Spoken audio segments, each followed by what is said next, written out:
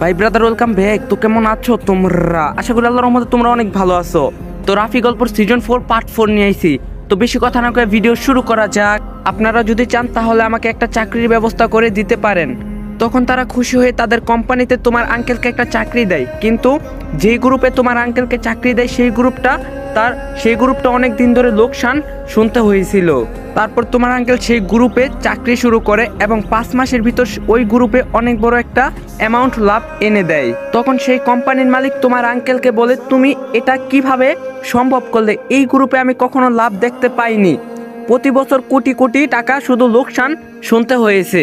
তারপর তোমার আঙ্কেল তাকে বলে, স্যার আমি আমার সবটুকু দিয়ে আপনার কাজ করছি, কখনো কাজে ফাঁকি দেয়নি, আর আপনার এই গ্রুপে প্রতি বছর অনেক টাকা লাভ করাই সম্ভব। তখন কোম্পানির মালিক বলল, কিন্তু আমার এই গ্রুপে কখনো লোকসান ছাড়া লাভ হয়নি। তখন তোমার আঙ্কেল বলল, লাভ হয়নি কিন্তু আপনাকে দেখানো হয় লোকসান। এই কথা শুনে কোম্পানির মালিক অবাক হয়ে গেল আর বলল, কিভাবে? তোমার আঙ্কেল তখন বলল, আপনার কাছের মানুষগুলোই আপনার ক্ষতি করে। আপনি যাদের উপর আপনার এই গ্রুপের দায়িত্ব দিয়ে রেখেছেন তারা যা লাভ হয় সব কিছু নিজেরা খেয়ে আপনাকে প্রতি বছর দেখায় লোকসান। এ কথা শুনে কোম্পানির মালিক অবাক হয়ে গেল আর বলল, নিজের মানুষগুলোই সব সময় ক্ষতি করে? তারপর তোমার আঙ্কেলের উপর খুশি হয়ে আমাদের নতুন একটা ফ্ল্যাট গিফট করে এবং তোমার আঙ্কেলকে কোম্পানির চেয়ারম্যান বানাইয়া দেয়। তারপর থেকে পুরো কোম্পানির দায়িত্ব তোমার আঙ্কেলের উপর আসে এবং তোমার আঙ্কেলের চাকরি শুরু করার পর থেকেই ওই কোম্পানিতে আর কখনো লোকসান হয়নি। তারা তোমার আঙ্কেলকে অনেক বিশ্বাস করত। যাই হোক, এভাবে সুন্দরভাবে কাটছিল আমাদের দিনগুলো। 2 বছর পেরিয়ে গেল।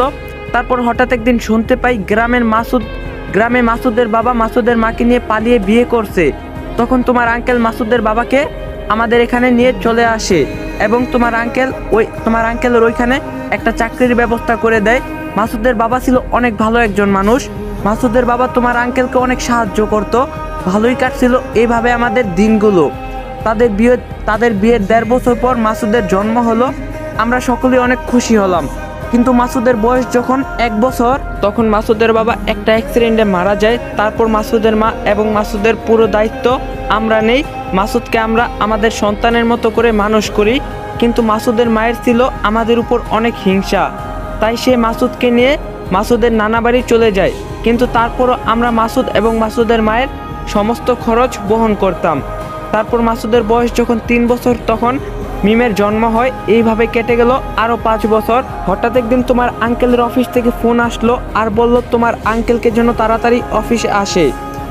তারপর তোমার আঙ্কেল অফিসে গেল। কোম্পানির মালিক তোমার আঙ্কেলকে তার রুমে ডাকে। তোমার আঙ্কেল সেখানে গেলে কোম্পানির মালিক বলে, তোমার সাথে আমার অনেক কথা আছে। তোমার আঙ্কেল বলল, জি স্যার বলেন। কোম্পানির মালিক বলল, কথাগুলো এখানে বলা যাবে না, এখানে বললে তুমি বুঝতে পারবা না। তখন তোমার আঙ্কেলকে নিয়ে কোম্পানির মালিক তার বাসায় নিয়ে যায় এবং বলে, আমার বাংলাদেশে কেউ নেই, আমার পুরো পরিবার সব থাকে আমেরিকায়। আমি কোম্পানিটা দেখাশোনা করার জন্যই বাংলাদেশে থাকি। আমার বয়সও শেষ হয়ে এলো, আর কতদিনই বেঁচে থাকবো আল্লাহই ভালো জানে। আমার সন্তানরাও চায় না যে আমি এখানে থাকি, তাই আমি চাই আমার বাকি জীবনটা তাদের সাথে কাটাতে। আমি আমার কোম্পানিটা বিক্রি করে দিতে চাই এবং এই দায়িত্বটা আমি তোমাকেই দিতে চাই। তখন তোমার আঙ্কেল বলল, জি স্যার ঠিক আছে, আপনি যা বলবেন।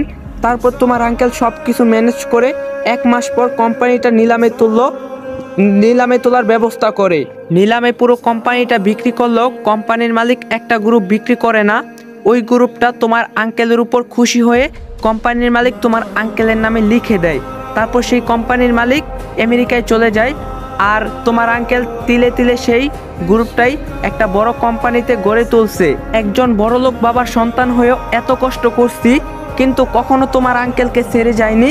তারপর মিমের মা কান্নার কণ্ঠে বলল, এখনো অনেক ভালো আছি, অনেক টাকা আছে, বড় বড় কোম্পানিও আছে, কিন্তু আজ 30 বছর হয়ে গেল একটা বারের জন্য বাবাকে দেখতে পারিনি।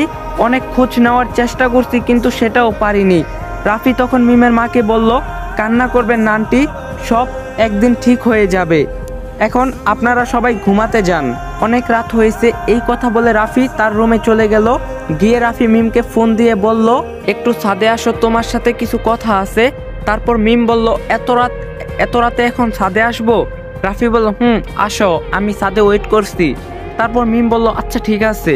মিম ছাদে আসার পর রাফি মিমকে বলল, আমি তোমার নানু বাড়ি যেতে চাই। আমি সেখানে গিয়ে তোমার নানার যত রাগ অভিমান আছে সব কিছু ভেঙে দিতে চাই। মিম বলল, তুমি কি পারবে? তারা যদি তোমার পরিচয় জানতে পারে তাহলে অনেক বিপদ হবে। আমি তোমাকে যেতে দিব না। রাফি বলল, জীবনে তো অনেক কষ্টই করলাম, আর একটু না হয় বিপদ আসুক। আমি চাই সকলেই সুখে থাকুক। আমি তোমার মায়ের কষ্ট বুঝি। আমার 4 বছরের কষ্ট যদি এত হয় তাহলে তোমার মায়ের 30 বছরের কষ্ট কেমন একবার ভাবো। তখন মিম কিছুক্ষণ চুপ থেকে বলল, আচ্ছা ঠিক আছে যেও, কিন্তু তোমার যদি কিছু হয়ে যায়। রাফি বলল, আমার কিছুই হবে না, তুমি শুধু আমার একটু কাজ করে দিবে। মিম বলল, কি কাজ? রাফি বলল, তুমি আঙ্কেলকে এবং আন্টিকে কিছু একটা বলে ম্যানেজ করে দিবে। মিম বলল, আচ্ছা ঠিক আছে, কিন্তু আমার অনেক ভয় লাগছে তোমার যদি কিছু হয়ে যায়। রাফি তখন মুচকি হেসে মিমকে বলল, এসব আমার অভ্যাস হয়ে গেছে, তুমি আমাকে নিয়ে চিন্তা করো না, আমার কিছুই হবে না। তারপর মিম বলল, আমিও তোমার সাথে যেতে চাই। রাফি বলল, না, তোমাকে নিয়ে গেলে সবাই সন্দেহ করবে এবং বুঝে ফেলবে, যার জন্য তোমার নানু এবং মায়ের ঝামেলাটা মিটাতে পারবো না। এছাড়াও তুমি আমার সাথে গেলে আঙ্কেল আন্টিকে দেখাশোনা কে করবে? তার থেকে তুমি বাসায়ই থাকো। আমার জন্য চিন্তা করিও না, আমি খুবই তাড়াতাড়ি ফিরে আসব। আর তোমার সাথে তো ফোনে আমার কথা হবেই। মিম বলল, আচ্ছা, কিন্তু ওখানে গিয়ে সাবধানে থেকো, কারণ আমার নানুর বাড়ির লোকজন অনেক খারাপ। রাফির কাছ থেকে এসবগুলো শুনে মিমের একটু মন খারাপ হয়ে গেল। মিমের যেন রাফিকে যেতেই দিতে মন চাচ্ছে না, কিন্তু কি করার, রাফিকে আটকেও রাখা সম্ভব না। তারপর রাফি মিমের কপালে একটা চুমু দিয়ে বলল, আচ্ছা ঠিক আছে, অনেক রাত হয়েছে, এবার তুমি ঘুমাতে যাও। তারপর মিম বলল, আচ্ছা। কথা বলে মিম এবং রাফি দুজনেই রুমে চলে গেল। পরের দিন সকালে রাফি ঘুম থেকে উঠে ফ্রেশ হয়ে বাইরে এসে দেখলো মিমের আম্মু এবং আব্বু আর মিম চেয়ারে বসে একসাথে গল্প করছে। তখন রাফি সেখানে গেল। মিমের আব্বু বলল, বসো বাবা, কিছু কি বলবে বাবা? মিম তখন বলল, আব্বু, ফেনীতে একটু জরুরি কাজ পড়ে গেছে, ও কিছুদিনের জন্য সেখানে যেতে চাচ্ছে। মিমের আব্বু বলল, সামনে তোমাদের বিয়ে, আমার মনে হয় কিছুদিন পরে যাওয়াই ভালো হবে।